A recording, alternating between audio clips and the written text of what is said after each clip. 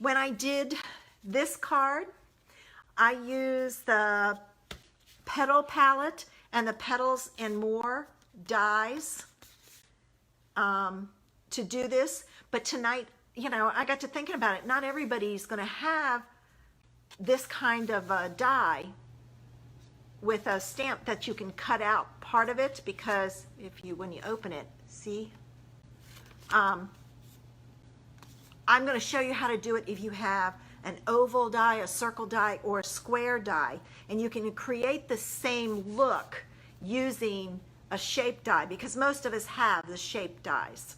But that's what I did for this one, and I thought, well, I'll show you how to do it with a die that you may have, because I'm all about using what you got if you can.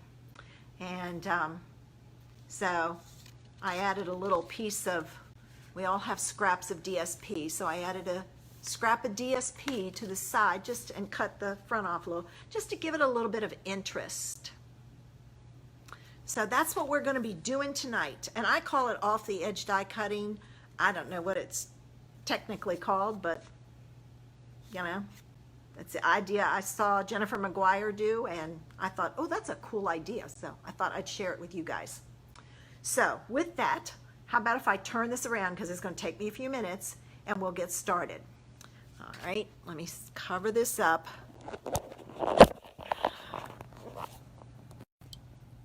Okay, now I've got it down.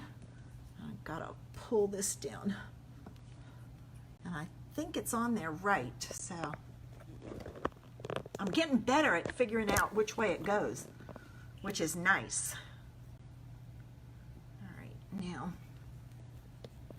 I want to make sure it's up in there right. And I'll come down just a little. I had raised it when I was doing my videos, but you guys don't need to see all that. All right, I think I got it now. Let's see. Yeah, I think that's got it. Okay, as I said, I had used the petal palette set, and it was actually this stamp set. Any larger stamp set you have, you can use if it's got a matching die. You can't do it with a punch because you're only cutting out part of the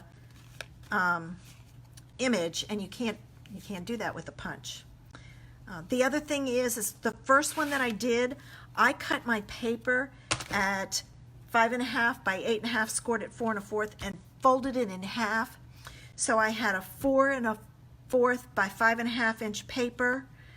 Since I did the same one, I gave you the measurements for this one, but you really don't know how much space you need, and if you can kind of take, like,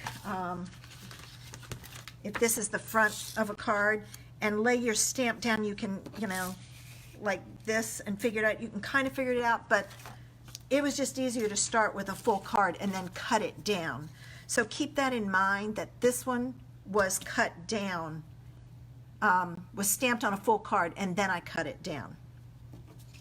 So with that, let's get started. I am using the Stitch Shapes framelits, and I'm using the largest oval in there. I am using the Love What You Do stamp set, and I'm going to use those flowers, and this is smaller, but it fit in there nicely, so that's why I chose the larger one with it. So the first thing I need is I need my card base.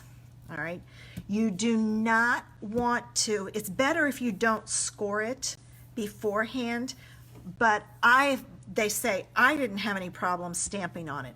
But what I'm going to do is I'm going to stamp my image. That score line helps you know where to stamp, because you want some of it off. And if you have a stamp like this that's kind of skinny, you want to use a fairly large cutout so that you can, and I'm going to turn it sideways because I just do better sideways. So you make sure you get on and off. So I'm going to stamp it right about there. And my score line kind of cuts that stamp in half. Let me, so you can see. Just like that. All right. And now I'm going to do some of my glycerin coloring, just like I did last week, because I'm coloring in these. And Barb had said to me, she watched somebody, I thought it was Barb, said she watched